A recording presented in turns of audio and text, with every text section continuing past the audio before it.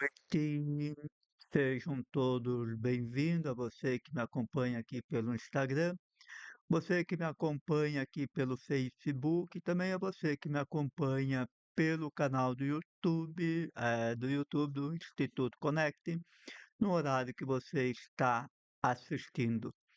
Como eu digo, o tempo passa rápido.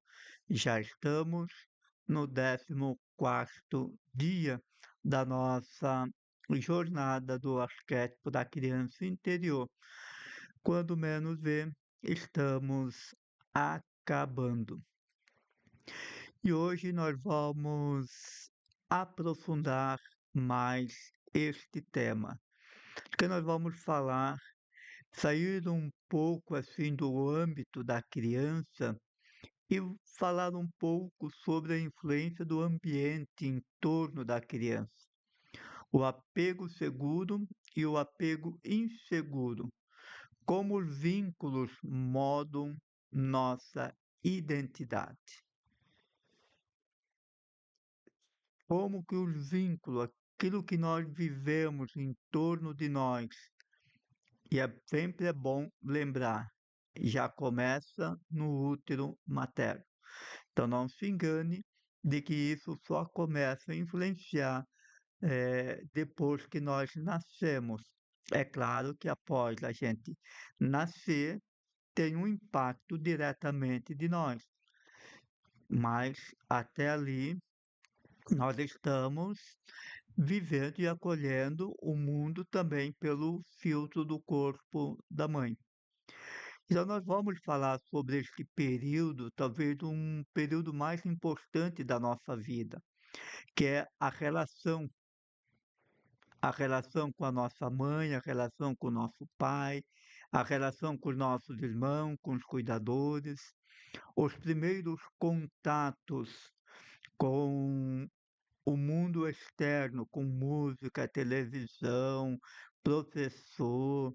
Então, todas estas frequências têm impacto sobre nós.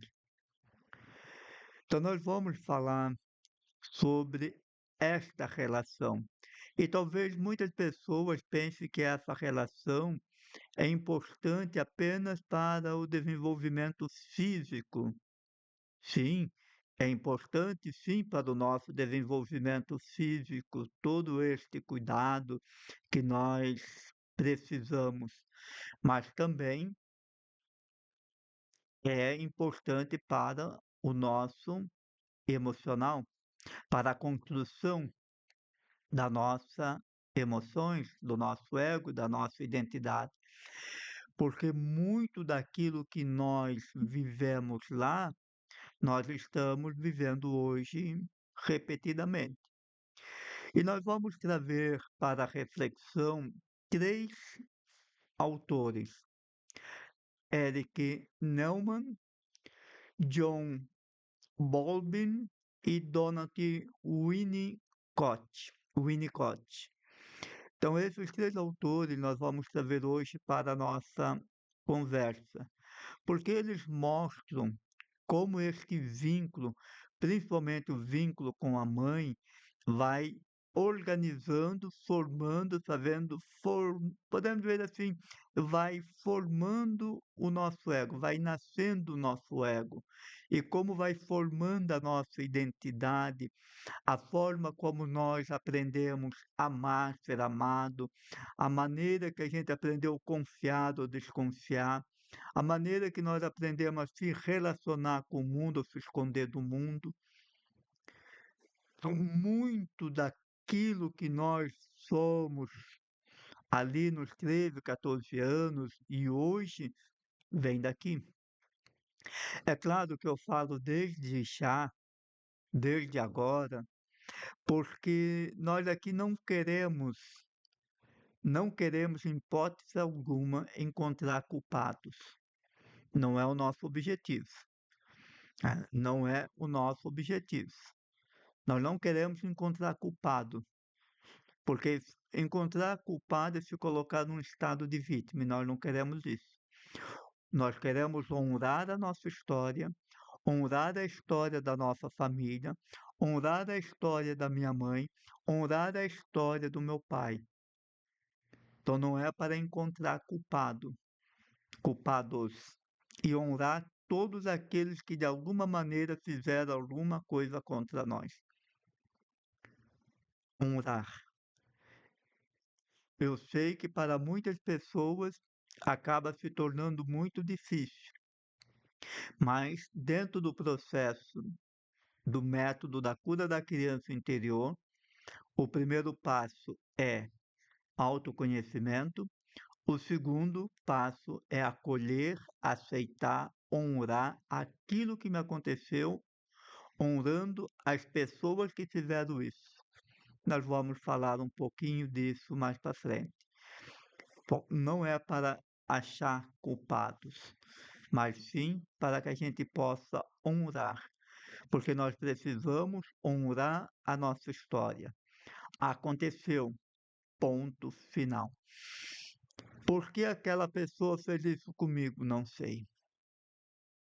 Eu não tenho o direito de julgá-la nem de condená-la, porque isso não me cabe. O que me cabe? Perdoá-la, acolher aquilo que a pessoa me fez. E a mim cabe perdoar esta pessoa. E eu fico apenas com o fato. O que me interessa aqui? O fato. O fato é que me interessa. Eu passei fome, ponto final.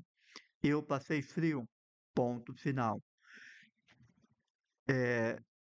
Não, né? Então, colocando pontos finais diante daquilo que aconteceu. Aconteceu, ponto final. Eu apanhei, ponto final. Eu fui abusado de todas as maneiras, ponto final. Não importa aquilo que aconteceu, o que importa aqui é o fato. Causou dor? Causou, então eu vou ficar com a dor. Eu fiquei indignado, brabo com a pessoa? Fiquei.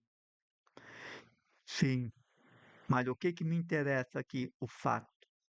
Por que a pessoa fez isso? Não sei. Isso é dela. Quem que vai ter de pagar por aquilo que ela fez é ela. Porque dentro da lei da semeadura, tudo que se planta, colhe.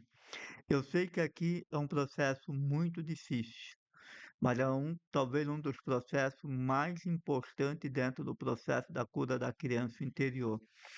Eu não tenho isso dentro do processo, mas eu posso colocar isso numa live daqui para frente. Acolher e aceitar. Este processo é importante. É num processo de ressignificação. Mas vamos rever um pouquinho aquilo que nós viemos conversando, falando até aqui, porque eu acredito que você deve ter percebido até agora que toda a nossa atenção estava quase toda voltada na criança, para os mecanismos da criança, entendendo como a criança construiu todos estes mecanismos de sobrevivência, de construção das suas memórias, do arquétipo da sua criança, das suas memórias traumáticas e das suas memórias boas. Então, até aqui, nós vemos voltado totalmente ou quase todo para a criança. Então, nós viemos falando desde a concepção até a adolescência, mas focada unicamente na criança. Só que hoje nós queremos dar um passo a mais. Então, hoje nós queremos dar um passo a mais. Sair do âmbito da criança e entrar no ambiente relacional. E vamos começar falando sobre o ambiente familiar, principalmente com cuidado com a mãe. E nós falamos sobre o poder do subconsciente. O nosso subconsciente, ele absorve tudo aquilo que nós sentimos. Então, ele é um processador, ele é um arquivo morto, ele é um triturador. E nós vimos que a sua linguagem é totalmente emocional. Tudo aquilo que nós sentimos é absolvido em nós e isto se torna memórias sensoriais. E nós estamos falando de 7 anos para baixo, 3 anos para baixo, tá certo? Hoje é claro que nós temos o ego, temos o racional, temos o crítico, que faz com que a gente reflita isso mais rápido. Mas nós estamos falando de crianças que não têm ainda toda esta organização da sua psique. Então a sua mente é uma esponja aberta, absorve tudo. É, tudo. E tudo que ela absorve para ela passa a se tornar verdade. Nós vamos falar sobre isso amanhã, porque nós vamos falar sobre esta programação. Falamos sobre o poder das emoções, né? Esse poder, e também falamos das memórias corporais, essas memórias que ficam em nós. Falamos sobre o poder das crenças, das nossas verdades, e que muitas destas crenças vêm destas memórias sensoriais do qual eu senti, porque aquilo que eu senti para mim é verdade, indiscutível, você sentiu, para você é verdade. E é as tuas verdades. Por isso que é importante que a gente entenda que cada pessoa tem um ciclo de verdades, porque aquilo é verdade para ela. E esta verdade foi interpretada segundo o nosso sistema interno. Por isso que é importante a gente entender o poder das nossas crenças e como que elas vão se formando.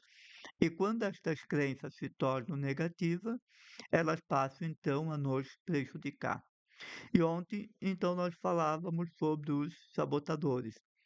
Essa voz que pode assumir como a voz de comando da nossa vida e ele pode se tornar aí perigoso, porque daí o ego passa a se identificar com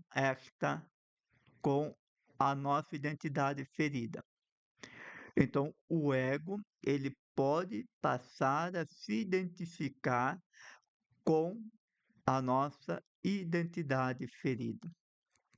E quando isso acontece, nós vimos que nós passamos então a construir toda a nossa idade de forma totalmente negativa, focada na dor.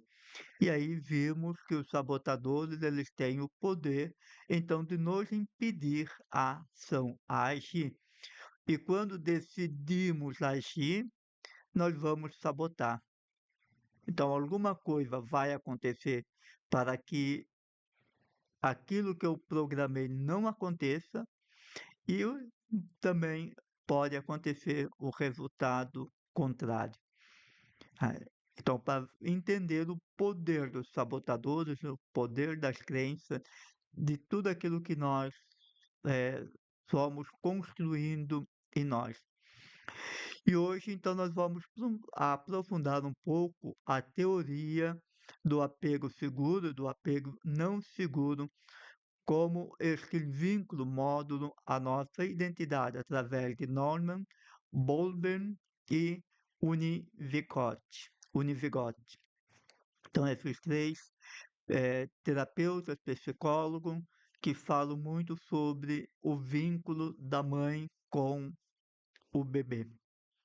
E todos eles têm livros que falam justamente sobre isto. John Bowlby, ele tem ali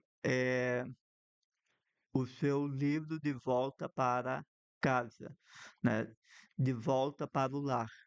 Então, é o livro dele que tem a teoria do apego, né? A teoria do apego é dele. O Winnicott tem um livro falado sobre a mãe boa. Então, ele fala sobre isso. Naumann, ele tem 3 livros que falam sobre o arquétipo da mãe e também a criança.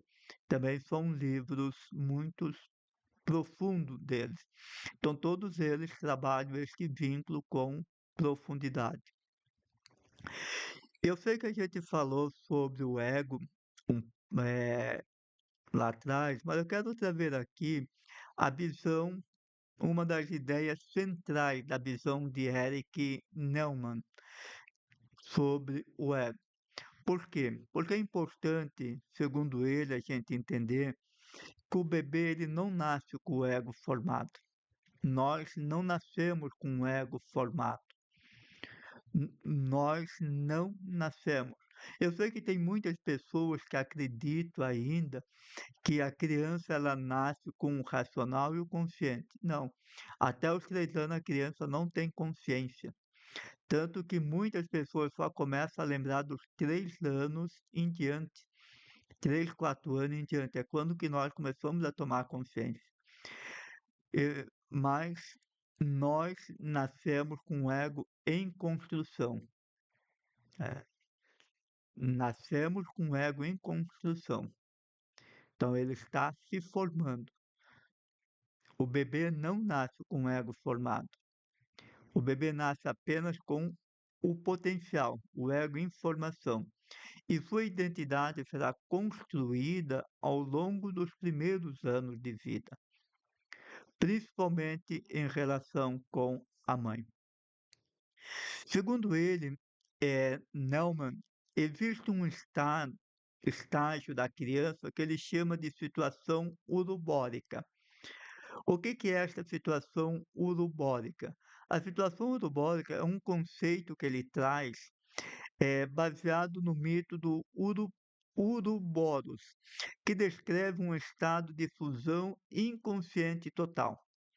É uma condição da psique da criança, uma condição original, é um estádio de totalidade e dependência, onde a criança ela não se identifica com o mundo, ela não se identifica com a mãe, ela não se ela não se vê separada da mãe. Vamos refazer a fala. A criança ela não se vê separada da mãe, não se vê separada do pai, ela não se vê separada, ela se vê parte do todo. Então, este estado de fusão inconsciente total, aonde que a criança e o mundo são um só, a criança e a mãe é um só. Ele usa esse símbolo do Ouroboros, que representa uma serpente comendo a cauda, mordendo a sua própria cauda. Então, este ciclo simboliza o infinito, nascimento, morte e renascimento. Então, uma unidade primordial. Então, esta unidade primordial é onde que a criança se vê uma unidade com o mundo. É nesse momento inicial da vida que a criança ainda não percebe que ela é diferente da mãe, diferente do mundo. Ela vive essa experiência na unidade. A criança é parte do mundo todo, ela se sente assim. Então não existe o eu da criança, não existe o eu da mãe, não existe eu e você. Existe apenas uma realidade única, a da criança. É por isso que quando a mãe se afasta, a mãe desaparece por alguns minutos, o bebê começa a sentir falta. O bebê começa a não entender o que está acontecendo, porque a mãe é o mundo. A mãe representa a totalidade para a criança. Então, o que significa esta relação primal?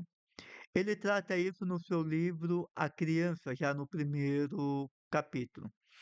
Ele chama este vínculo de relação primal, esta primeira experiência afetiva da criança. Essa primeira experiência afetiva, esse primeiro universo psicológico da criança. Então ele vai dizer que a primeira formação emocional psicológica da criança vem da mãe. Nós já falamos sobre isso. É. Quando nós falamos das 3 fases da vida uterina, nós falamos sobre isto. Por quê? No começo, lá na vida uterina, a criança, ela não é uma célula da mãe, mas ela absorve tudo da mãe. Quando o coração começa a nascer, a estar formado, a criança sente pelo corpo da mãe. Na terceira fase, a criança começa a, a interagir com o mundo externo pelo filtro da mãe. Quando a criança nasce, ela ainda entende que ela está envolta no corpo da mãe. Ela não consegue se ver separada. É como para a criança se ela ainda está no útero materno. Por isso que esta separação, segundo o próprio Naumann, ele vai dizer que esta separação ela deve ser progressiva, de forma tranquila, para que seja um processo de maturação emocional da criança, que não seja uma ruptura, e que isso pode causar problema quando há uma ruptura. Então a criança, ela nasce sem este ego. E nos primeiros meses da vida, ela vive num estado, então, de unidade psíquica com a mãe. E ele vai dizer que a mãe é o grande arquétipo, é o grande self, a grande mente, e que a mãe tem o poder de controlar a mente da criança, dando afeto, carinho, amor. Então, a mãe não representa apenas uma pessoa, mas representa o todo. Que ele vai falar isso do o grande arquétipo, a grande mãe, que simboliza a proteção, simboliza alimento, simboliza segurança, pertencimento. Então a criança não percebe ser uma separada da mãe. Ela constitui uma única realidade com a mãe. E é isso que ele chama de relação primordial. Então a mãe controla as emoções da criança. A mãe próxima controla, a mãe distante pode afetar. E muitos antes da mãe ensinar a palavra, ela ensina sentimentos. Antes de ensinar com palavra, ela ensina com gesto. Eu fiz questão de trazer isso. Então, a mãe, muitos antes de ensinar palavras, ela ensina com sentimentos. Antes de ensinar com palavras, ela ensina com gesto, que gera na criança os seus sentimentos de amor, acolhida. E lembre-se, nós estamos falando de criança de 3 anos para baixo. Então a criança capta tudo sentindo. Ela é sensorial, pura emoção. Ela sente antes de palavra, capta o mundo pelo sentindo. A criança aprende sentindo que sou amada ou rejeitada, se sou importante ou insignificante, se posso confiar ou não confiar, se aqui é seguro ou aqui é inseguro.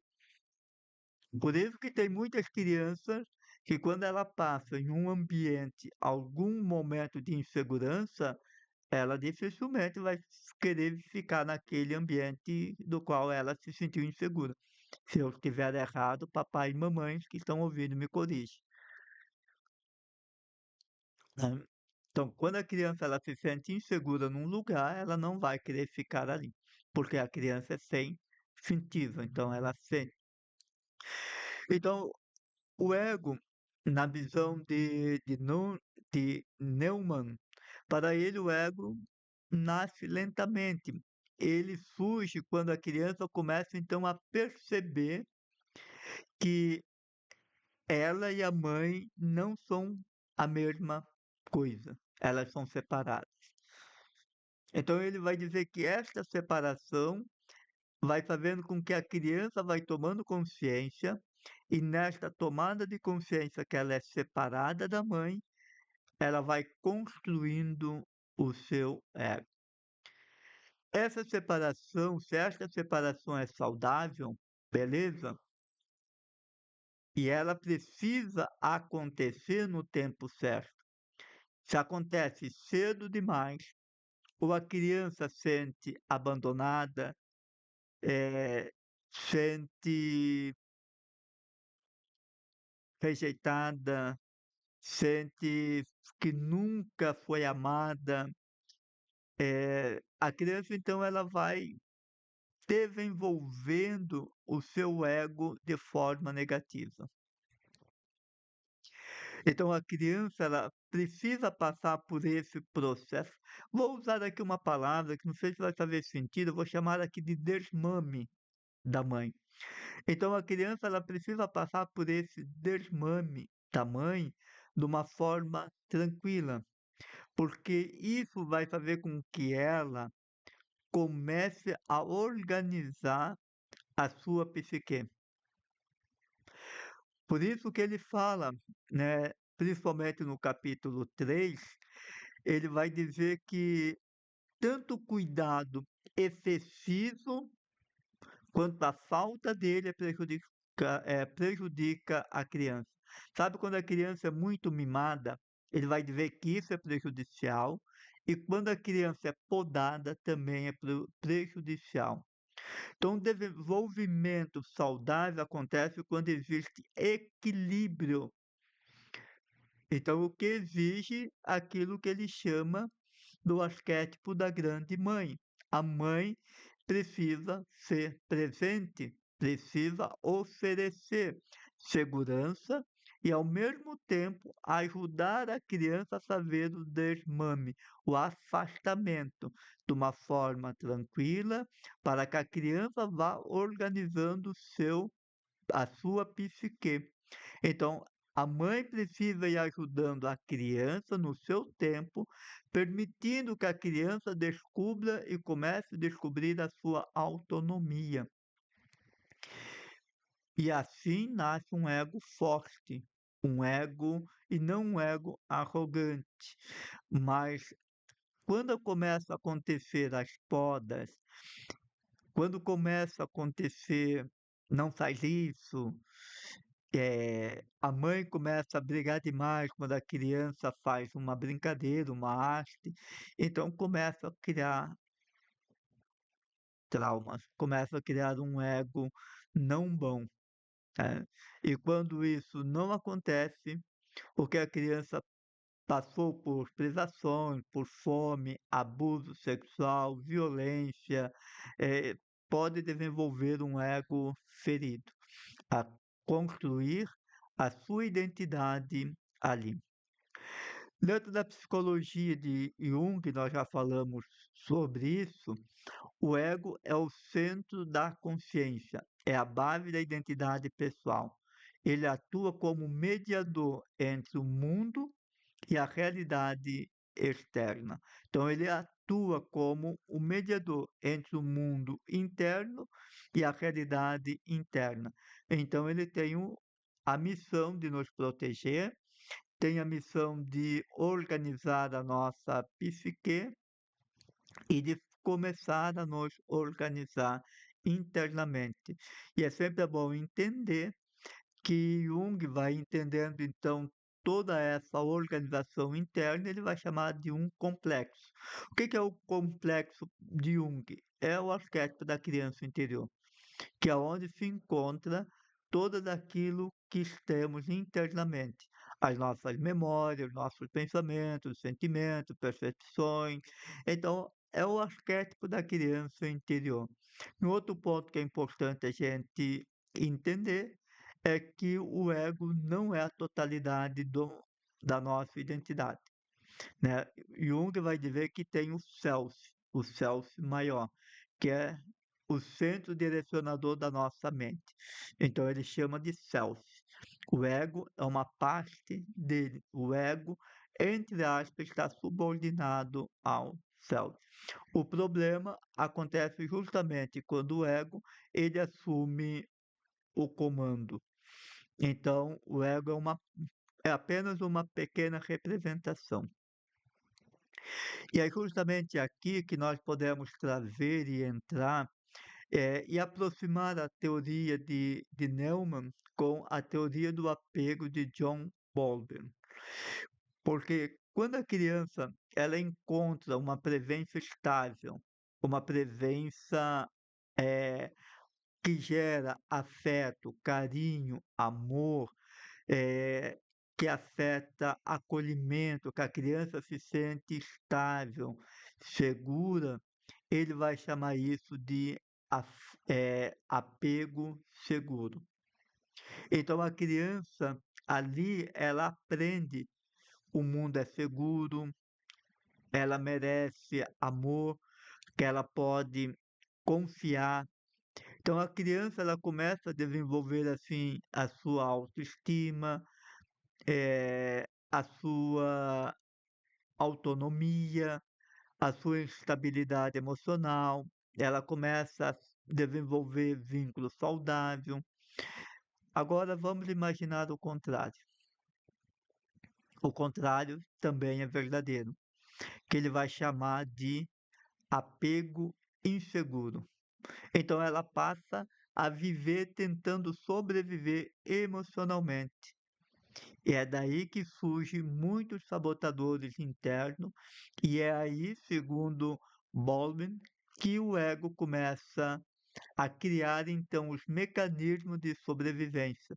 Quando a criança então passa por esse apego inseguro que gera rejeição, abandono, crítica constante, violência, fome, abuso sexual, a violência.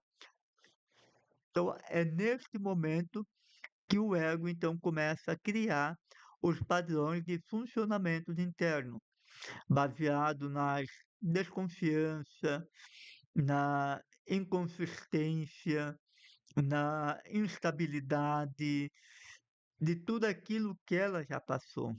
Então, aquilo gera a dor. E esta dor vai fazendo com que a criança comece então a buscar mecanismos de sobrevivência. E esse mecanismo de sobrevivência é as nossas máscaras, é o mecanismo gerado pelo ego. Então, lembre-se, o ego tem a missão de nos proteger. E essa proteção, ele acredita que está organizando a nossa mente. Então, a criança começa a se construir mentalmente mediante tudo aquilo que ela passou. E aqui entra um outro conceito de unizigote, que é a mãe suficientemente boa, criado por ele. Então, refere à mãe que cuida, aquela mãe que atende às necessidades da criança, aquela mãe que estabelece um vínculo muito próximo da criança, mas que aos poucos ela vai ajudando através das suas falhas, porque por mais que a mãe seja busca uma perfeição, a mãe é falha, só que ele vai dizer que estas falhas para a criança é bom, porque isso vai fazendo com que a criança vá organizando tudo aquilo que é interno. Agora, o contrário aqui também é, segundo ele, é problema. Quando a mãe suficientemente boa se torna a mãe suficientemente não boa, a mãe má. E aí começa os problemas. É, aí começa a criar todas as suas falhas da criança. Então, a falta de cuidado materno pode levar a criança a ter distúrbios psíquicos. Isso é importante que a gente entenda. É importante que a gente entenda que essa falta de cuidado da mãe ali, o ambiente que a criança vive, interfere diretamente na criança. A criança capta o mundo, já desde o útero materno. Então a criança ela vai vivendo toda esta realidade. Então, quando a criança vem para o mundo, ela não vem com uma folha de papel em branco, não vem. Então, ela já vem com muitas memórias armazenadas, com muitas memórias. E estas memórias têm, têm ligação direta com a pessoa da mãe e dos cuidadores. Porque 90% dos terapeutas, psicólogos, orientam que as crianças até os 3 anos de idade, o ideal até os 5, não tenham tanto contato com telas, com músicas, com certos desenhos, porque isso também interfere diretamente na construção da criança. Lembre-se, a criança é uma esponja. Tudo que ela está vendo, ela está sentindo. Tudo que ela está ouvindo, ela está sentindo. Então, tudo aquilo que ela vê, ouve, ela grava, fica memorizado na criança. E estas memórias, por mais que sejam escondidas, nunca serão apagadas, eliminadas. Então, esses três grandes teóricos, esses três grandes homens, eles nos ajudam a entender o quanto é importante o cuidado, a vivência do ambiente do qual nós vivemos. Por isso que muitas coisas que nós temos gravados em nós não vem somente daquilo que nós aconteceu diretamente conosco, porque nós estamos captando o mundo, o ambiente à nossa volta. Muitas pessoas que chegam à vida adulta acabam se perguntando, se questionando, e algumas até meio que perdidas na vida, sem conseguir entender o porquê está vivendo a vida que está vivendo hoje. Você já parou para perguntar por que você tem a vida que você tem hoje? E muitas acreditam que você tem a vida que você tem por causa do destino, outras por causa do acaso, outras por causa da vontade de Deus, outras por falta de sorte, ou outra não sabe nem por que vocês têm a vida que você tem. Mas é importante que a gente entenda, todos nós, hoje na vida adulta, buscamos respostas para justificar o porquê nós estamos vivendo a vida que temos hoje. Vou repetir. Todos nós, todos nós, adultos, buscamos respostas para justificar o porquê nós estamos tendo a vida que temos hoje. É mais ou menos aquilo que nós fizemos lá na fase dos 7, 9 anos.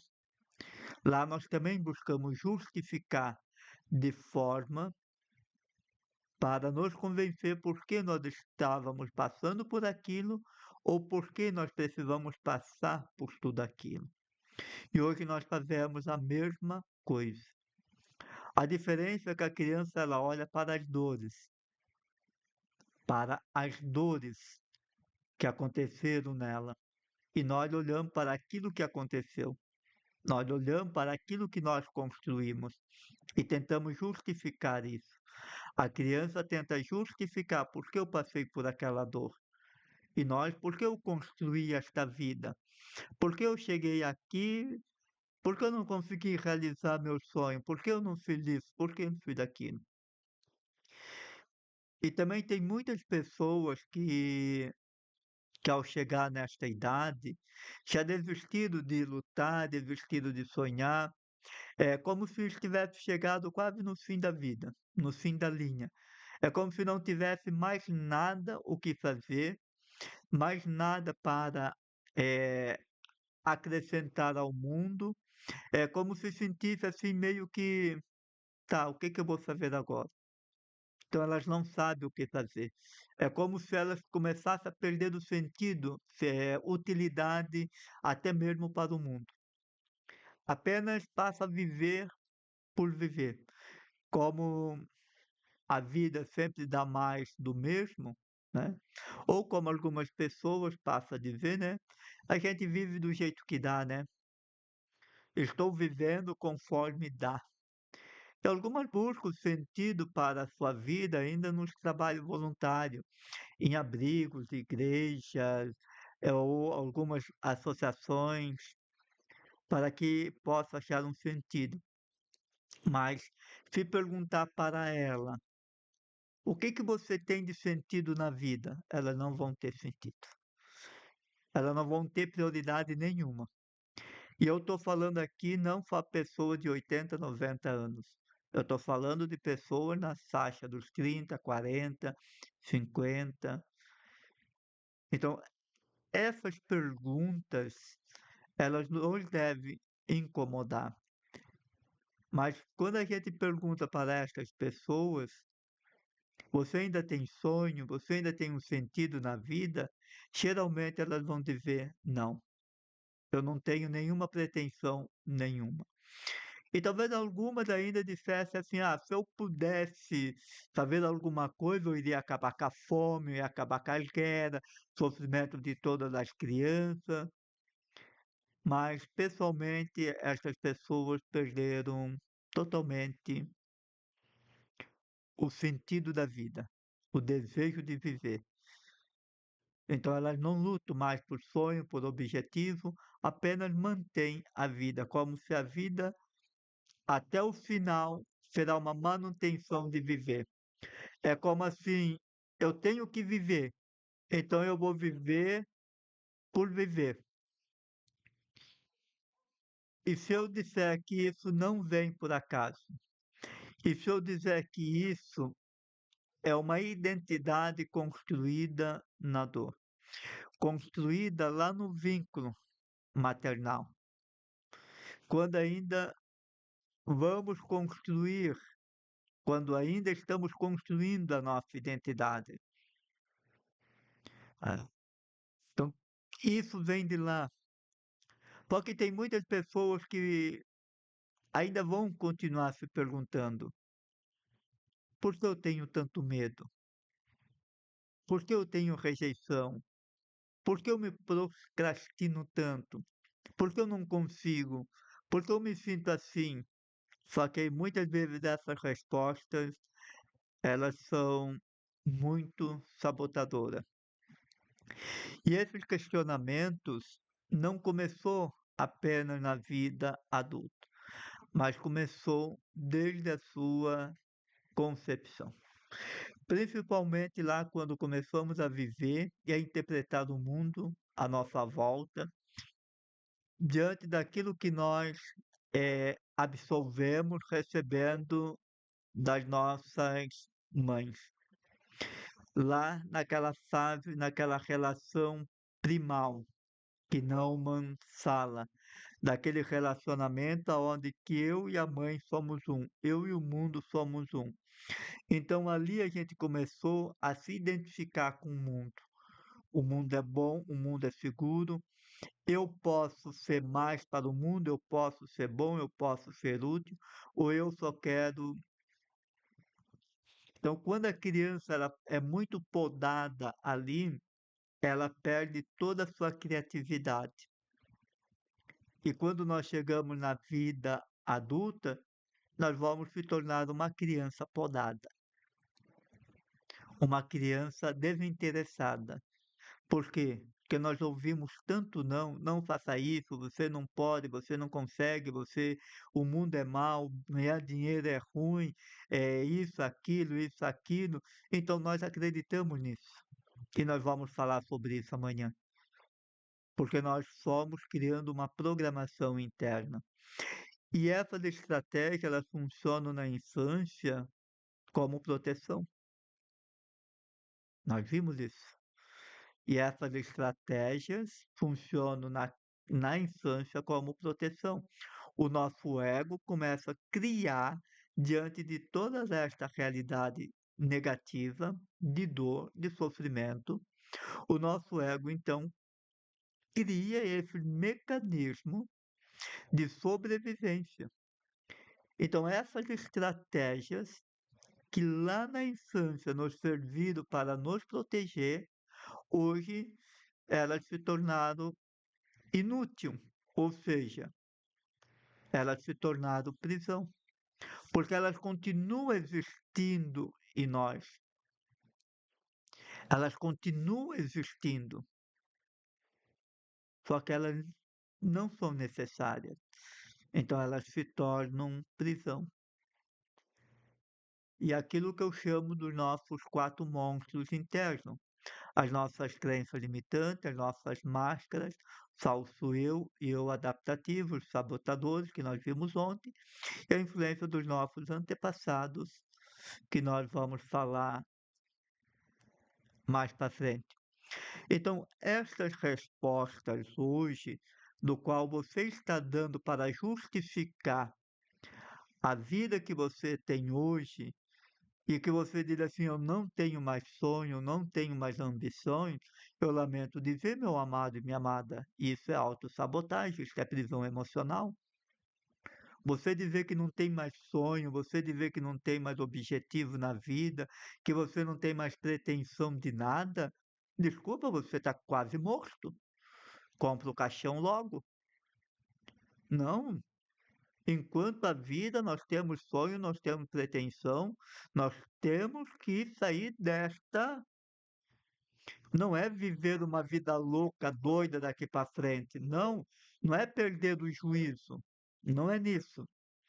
Mas é buscar uma identidade para que eu possa entender que enquanto eu tiver vida, eu tenho propósito, eu tenho objetivo. Não é porque eu estou na terceira idade, não. Gente, eu falo essa história que teve um senhor de 83 anos, 86, ele se formou em direito, se tornou advogado. Então, não há idade. O que nós não podemos é perder o interesse do viver e querer justificar o porquê eu tenho esta vida. Porque eu tenho esta vida hoje. Você vai justificar, e lembre-se que o sabotador é uma linguagem que vai justificar o injustificável. E esta linguagem é sabotadora. Agora, se você começar a parar para pensar que o vínculo do mundo que você tem hoje, a relação que você tem hoje, está vinculada com o mundo que a tua mãe te ajudou a viver, com os teus cuidadores ajudou a viver, você vai entender muito do porquê vocês têm a vida que têm hoje. E eu sempre digo, nada acontece por acaso. Nós não, nós não estamos vivendo a vida que nós temos hoje por um acaso. Não existe acaso e nem vontade de Deus. O que existe é uma construção pedagógica da vida. Então, a nossa vida ela foi sendo construída didaticamente, tendo como base as nossas emoções geradas lá na infância. Por mais que você hoje não queira entender, por mais que hoje você não queira compreender, aceitar isso, então você está se auto-sabotando mais ainda. Olhar para a tua vida hoje e apenas justificar o porquê você está nesta vida, esta linguagem é totalmente sabotadora. Ela não condiz com a verdade, ela condiz com a tua verdade. com aquilo que você aprendeu a acreditar, a falar de você para você. Mas ela não contém toda a verdade, porque contém a tua verdade. E lembre-se, as nossas verdades são nossas verdades. E nós se baseamos em cima de nossas verdades. As nossas crenças se tornam nosso GPS mental, se torna nosso norte, se torna nossa direção. Então, aquilo que nós acreditamos que forma verdadeiramente quem eu sou, esta resposta não vem da razão, ela vem das tuas emoções. O ego faz com que você acredite nisso, então ele justifica isto. Mas estas respostas foram construídas na dor. A tua vida, a vida de 90% da população mundial, inclusive a minha, foi construída na dor. Foi construída pelo ego. Lembra-se que quando a gente chega na adolescência, a gente esconde toda a nossa fase de infância. Toda. A gente esconde. Então a gente vai viver aquilo pelo ego. Eu vou trabalhar, eu vou casar, eu vou ter filho, eu vou comprar meu carro, eu vou fazer isso, isso, isso, isso, isso, isso, isso. Aí não acontece nada daquilo que você programou. Você casa, talvez tenha um casamento infeliz. Ah, mas é a cruz que Deus me deu para carregar. Não. Você trabalha, trabalha, trabalha, nunca sobra dinheiro. E você não entende por que isso acontece. Agora, isto são programações internas. Isto são memórias. Então, as nossas respostas da vida, nós construímos a nossa vida em cima das emoções e não da razão. A razão nunca prevalece a emoção. A emoção sempre prevalece a razão. E estas experiências traumáticas, elas ficam registradas tanto no corpo quanto no inconsciente. E essas memórias serão a base de formação do nosso ego e da nossa identidade emocional. Como a criança então vai passar a se conhecer, como a criança vai passar a se ver. Qual é a história que você conta da sua história? Faça essa, faça esta tarefa. Que história você está contando para você hoje? Ou busque responder. Por que eu tenho a vida que eu tenho hoje? Que busca responder. E manda para mim, que eu tenho certeza que eu vou dizer daqui a sabotador, sabotador, ferida, sabotador. E se nesta escrita que você fizer e mandar para mim, eu vou conseguir, numa leitura, eu vou conseguir identificar as tuas feridas e os teus sabotadores. Sem dúvida. Eu vou conseguir identificar. É só você responder. Por que eu tenho a vida que eu tenho hoje? Eu vou, eu vou responder para você e vou dizer daqui é ferida, daqui é sabotador, daqui é ferida, daqui é sabotador, daqui é crença limitante, daqui é crença e sabotador. Porque foi ali que nós construímos a nossa vida. Quando nós começarmos a entender que nós passamos a construir a nossa vida na dor e não no amor, nós vamos começar a entender muito daquilo que nos aconteceu. Eu aprofundo isso no meu livro, A Identidade da Dor. E quando nós construímos a nossa dor, quando nós construímos a nossa identidade em cima daquilo que nós aconteceu. Quando a dor se torna quem você acredita ser. Quando a dor se torna quem você acredita ser. Então nós passamos a ser a nossa dor.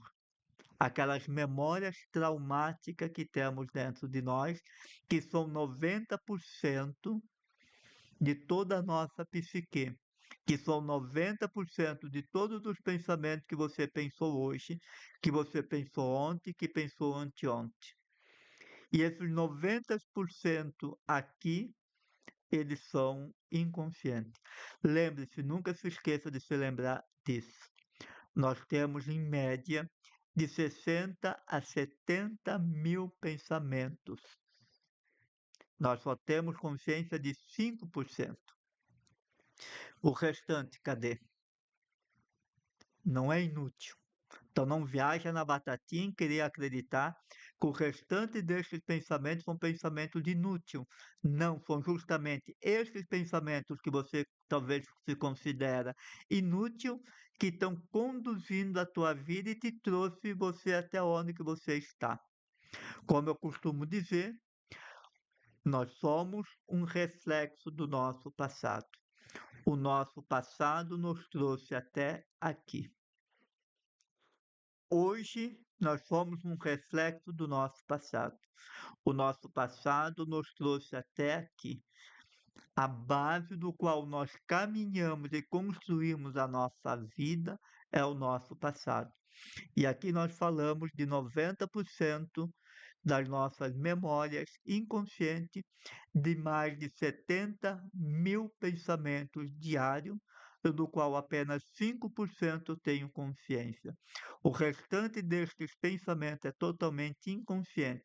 E é eles que estão movimentando, e é eles que movimentaram, que geraram a minha vida e me trouxeram até aqui.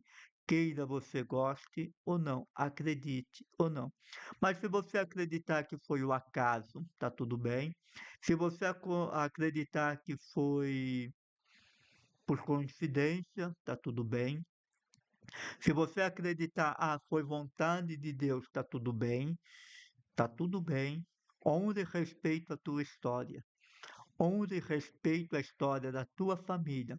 Mas hoje a ciência, a neurociência, a psicologia já nos mostram que o caminho que nós trilhamos para construir a nossa vida são estas memórias inconscientes e que Jung resume numa frase: enquanto você não trouxer aquilo que é inconsciente para o consciente, o inconsciente vai conduzir a tua vida e você vai chamar isso de destino. E este inconsciente aqui são os 95% das nossas ações automáticas, dos 60 a 70 mil pensamentos diários, do qual nós temos todos os dias. Todos nós temos. E você acredita que é só aquilo que você tem consciência que você está pensando. Tá bom. Você já teve aquela sensação de você estar rezando, por exemplo, e daqui a pouco vem uma voz que rouba. Você está assistindo uma novela, daqui a pouco vem uma voz que te rouba a concentração.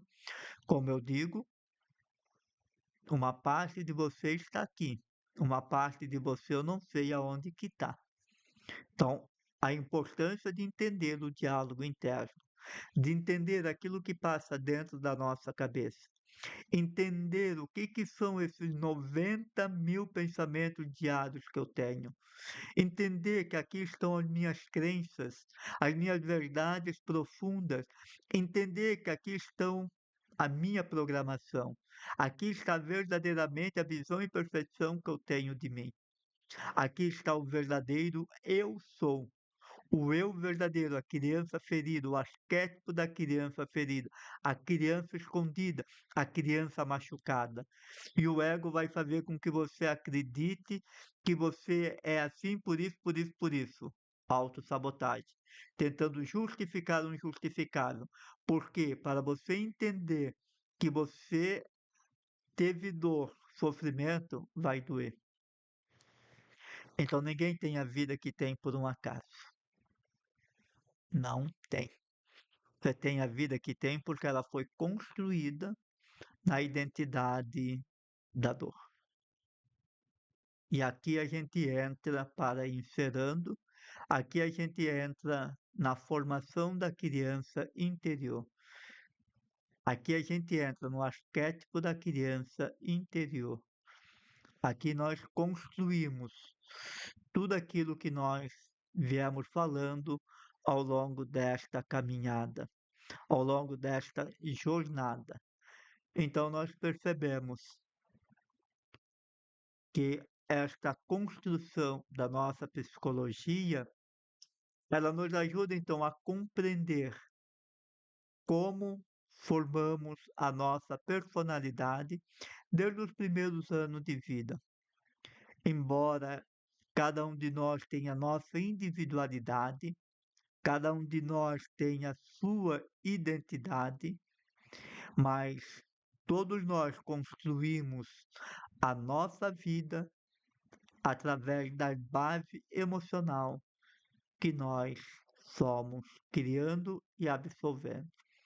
Então, esta relação com o ambiente externo nos colocou no mundo, fez com que eu entendesse o mundo.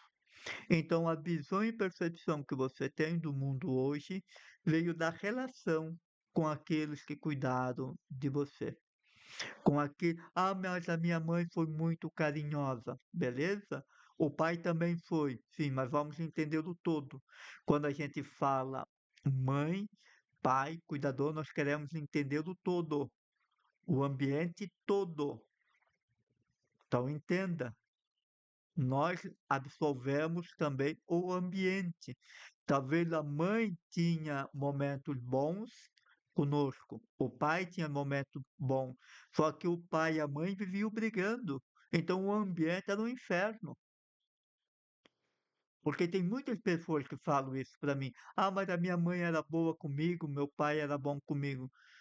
Mas os pais se separaram, os pais brigaram, então o ambiente não era legal. Houve uma ruptura. Entenda? É neste sentido, é o todo, porque nós vivemos o todo, porque a criança é o todo. Lembra que a criança é o todo. A criança ela não se vê o eu separado do eu da mãe, do pai. Não. A criança é o todo, ela é o ambiente. E o mundo que ela vive é o útero. É como se ela vivesse no útero. Então, quando o ambiente não é legal, o pai pode ser bom, a mãe pode ser boa, mas o ambiente, que é o útero, não é legal, é desconfortável. Como que nós vamos enfrentar o mundo? Da mesma maneira que nós estamos vivendo o ambiente. Se o ambiente é inseguro, nós vamos ser inseguros. Se o ambiente tem briga, nós vamos viver inseguros. Simples assim.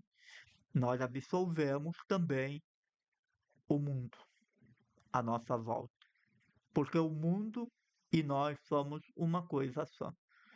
E quando esta separação vai acontecendo, nós vamos criando então as nossas memórias, organização da nossa psique e vamos gerando, construindo a nossa vida no mundo.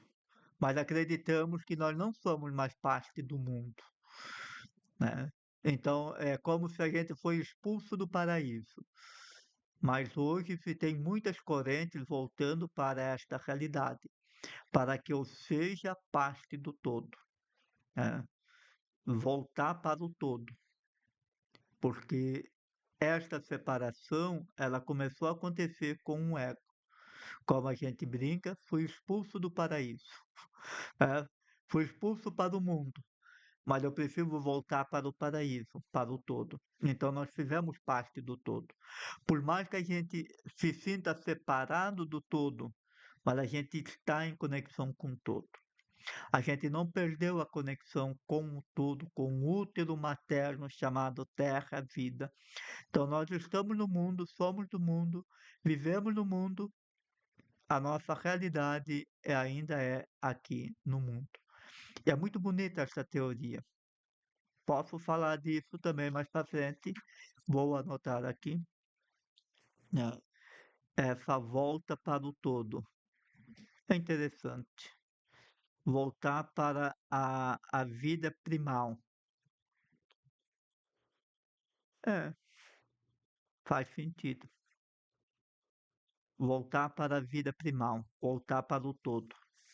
E muitas pessoas acreditam que só vai acontecer quando morrer. É, quando morrer, quando a nossa alma se libertar, então eu vou para o todo. Mas eu nunca saí do todo. Tanto a criança se vê o todo. E essa mesma mentalidade com o todo nós precisamos ter. Passei muito do tempo, né? Alguns minutinhos do tempo, não consegui novamente terminar tudo que eu queria até falar. Mas amanhã nós vamos falar sobre, vamos dar continuidade, eu vou pegar isso daqui e amanhã, no 15º, nós vamos falar sobre a programação. Então, como que é formada a nossa programação, né? Nós vamos entender que nós somos uma máquina programada e só vamos executar aquilo que estamos programados, nada além daquilo, nada mais. Aí você vai entender que você só conseguiu produzir aquilo que você está programado para produzir. E aquilo que o ego vai justificar é apenas autossabotagem, para não fazer com que você entre na dor e entenda que eu sou responsável. Eu sou culpado, sem culpa, mas eu sou culpado. Eu, por quê? Porque eu vivi na dor, preso na dor. Hum, lindo, maravilhoso isso. Então amanhã será muito poderoso também, porque nós vamos falar então sobre a nossa programação. Então nós saímos agora do mundo apenas do psique e vamos entendendo como nós construímos a nossa vida, a nossa história. Gratidão a todos vocês que estão aqui pelo Instagram, você que está aqui pelo Facebook, você que vai acompanhar este material aqui pelo canal do Instituto Conecta. Gratidão.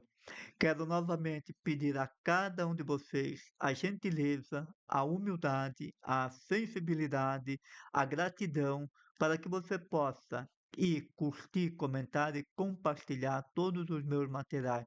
Gente, eu estou feliz demais com os comentários, com as curtidas. Assim, ó, o engajamento está aumentando cada dia mais. Então, mais pessoas estão tendo contato com este conteúdo. Isso é maravilhoso. Então, tua curtida, teu comentário, vai lá, curta, comente, compartilhe. Tem pessoa que pegou todos os posts e curtiu, sim, que coisa boa. Faça isso. E caso você não me segue no Instagram, me siga. Se você não segue a página do Instituto Connect aqui no YouTube, siga, se conecte, se inscreva, acione o sininho e vamos juntos formar esta corrente do bem. Gratidão, um grande abraço e até amanhã.